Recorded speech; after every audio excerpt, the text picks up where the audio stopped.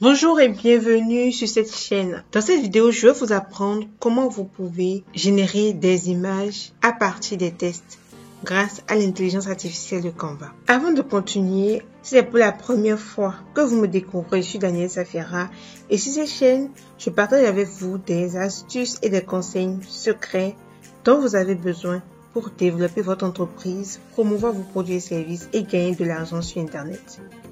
Si cette thématique vous intéresse, alors abonnez-vous et activez la cloche de notification pour ne rien rater des prochaines vidéos. Vous avez sans aucun doute entendu parler de l'intelligence artificielle et de la possibilité de générer des images basées sur quelques prompts, c'est-à-dire quelques tests ou quelques demandes que vous entrez. Et les outils qui existent pour le faire sont nombreux, mais celui le plus populaire et que j'utilise aussi pour générer des images par l'intelligence artificielle est Midjourney. Mais il n'y a pas longtemps, Canva a lancé son générateur d'images grâce à l'intelligence artificielle et nous allons voir de quoi il s'agit. Avant de vous montrer exactement comment vous pouvez faire pour utiliser l'intelligence artificielle de Canva pour générer des images à partir d'un texte, laissez-moi vous montrer quelques raisons pour lesquelles vous devez utiliser le générateur d'images de Canva en utilisant un texte. Alors là, nous sommes sur le site officiel de Canva et il nous dit en quoi sert l'application du texte à l'image. Ok, donc voici quelques idées d'utilisation du texte à l'image.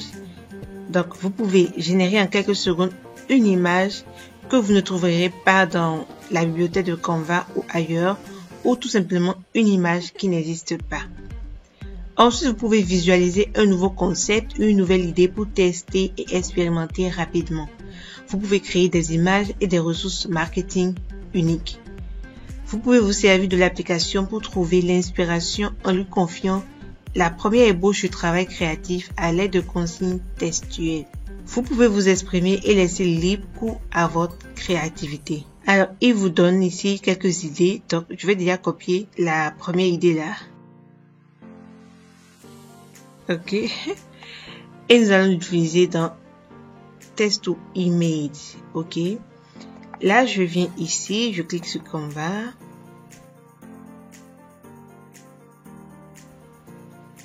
Alors, pour pouvoir utiliser cette fonctionnalité, vous créez un nouveau design, tout simplement. Vous créez un nouveau design, tout simplement. Ou vous utilisez un design existant. Moi, je vais créer un nouveau design. Et je vais prendre un design de dimension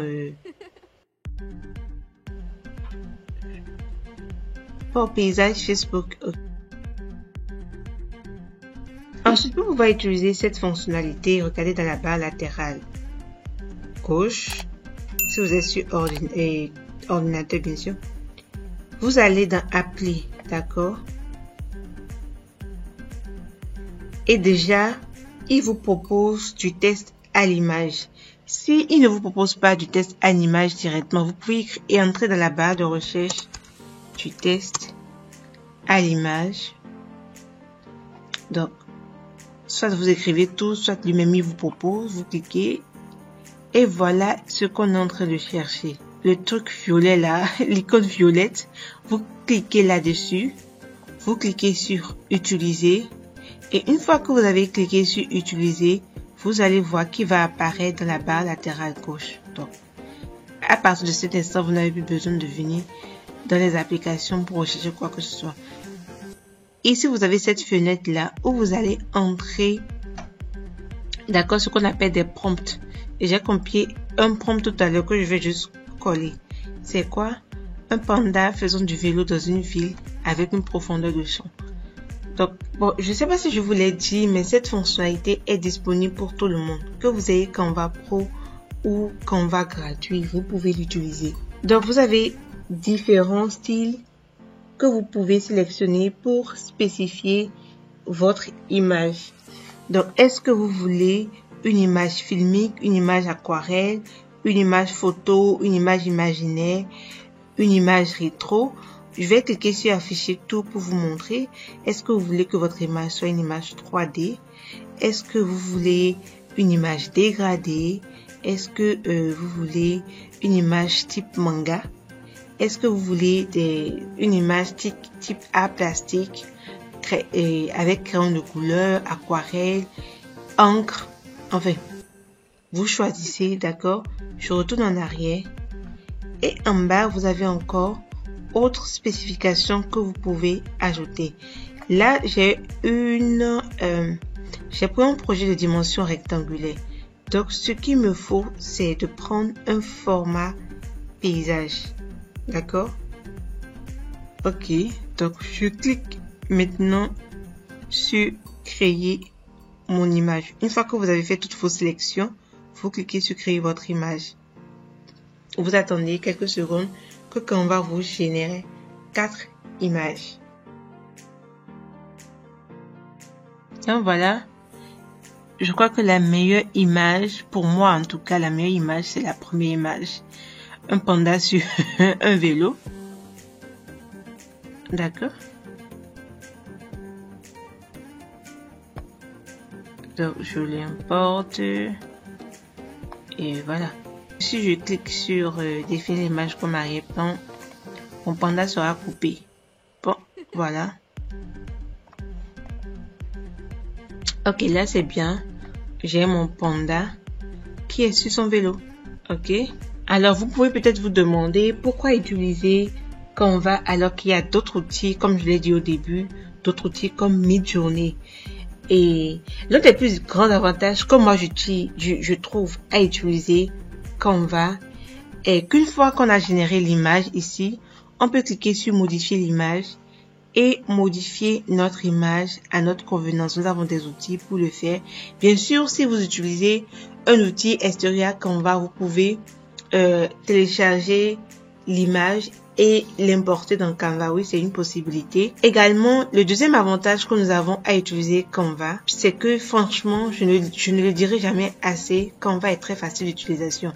Lorsque vous comparez cet outil, cette fonctionnalité du test à l'image de Canva et que vous la comparez à Midjourney, qui est l'outil le plus populaire de génération d'images à partir de prompts, vous verrez que Canva est très facile. J'ajoute une nouvelle page, d'accord? Donc, je clique sur reprendre du début. Alors, vous voyez que j'ai juste cette petite fenêtre là où je peux mettre mon prompt. Je définis le style que je veux, d'accord? Et je choisis le format que je veux. C'est beaucoup plus simple ici. Quand vous allez dans Midjourney, ce n'est pas aussi simple que ça. Donc, voici les deux avantages que moi je trouve à utiliser Canva. Ensuite, quand vous allez dans Midjourney, quand vous avez la version gratuite de Midjourney, vous avez plein de personnes qui utilisent Midjourney et vous avez en plus de votre image, vous avez les images que les autres génèrent et parfois le serveur de Midjourney est lent. Alors qu'ici avec Canva, ce n'est pas lent. Mais il faut l'avouer, pour moi, on va le voir peut-être ici. Je vais faire un autre exemple. Peut-être demander de me montrer. Donc, je veux une belle photo montrant le paysage de l'Afrique du Sud en journée. Donc, je commence à ajouter un peu plus de précision et je lui demande d'être ultra réaliste. Donc, tout ça, c'est de la précision. Ok. Là, je vais laisser toujours sur... Cette fois-ci, je vais utiliser une image carrée, d'accord? Ensuite, je peux cliquer sur style et choisir un style, en fait, minimaliste. Donc, je clique sur créer l'image et j'attends. Donc, vous voyez un peu, en fait, cette image, pour cette image n'est pas réaliste. Je sais pas moi, c'est pas réaliste. Peut-être celle-ci et ces deux-là, d'accord. Parfois, les images que Canva réalise ne sont pas très réalistes. On peut avoir nettement mieux avec Midjourney. Donc, dites-moi dans les commentaires si vous voulez que je fasse une vidéo pour vous montrer comment utiliser Midjourney. Sinon, si vous cherchez la simplicité et un peu de rapidité, vous pouvez choisir, vous pouvez opter pour Canva. Vu que je suis pas très satisfaite de ces images, je peux cliquer sur créer de nouveau. Ah ouais, ok. Là, en fait, vous voyez que c'est nettement mieux. Déjà, ceci. Ok, c'est nettement mieux. Ceci est nettement mieux.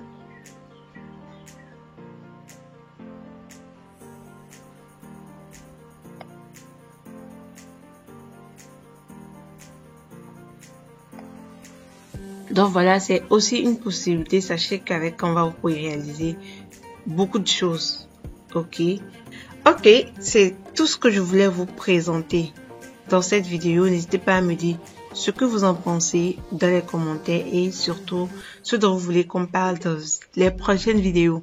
Si vous n'êtes pas encore abonné à la chaîne, n'oubliez pas de vous abonner. Alors, j'ai organisé un jeu concours lors de la précédente vidéo où il était question d'identifier un émoticône qui apparaît. Malheureusement, personne n'a gagné. À ce jeu. L'émoticône est apparu 3 fois à 2 minutes 6, 5 minutes 46 et 12 minutes 56. Eh bien, personne n'a trouvé avec cette précision-là. Il y a une seule, Estelle, je crois, si j'ai bonne mémoire, qui a trouvé les 2 premiers. Mais je sais pas si c'était une erreur, mais bon. Elle a mis 13 minutes 57, alors que c'est 12 minutes 56. C'est 12 minutes, pas 13 minutes. Du coup, voilà, personne n'a gagné.